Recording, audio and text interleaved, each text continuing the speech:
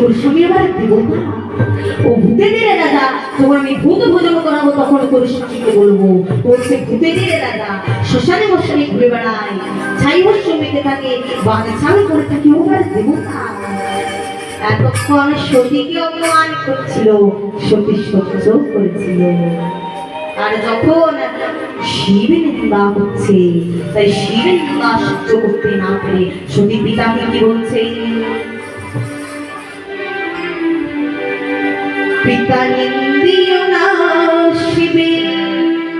তোমারই অধোগতি হবে, চরণে ধরি গো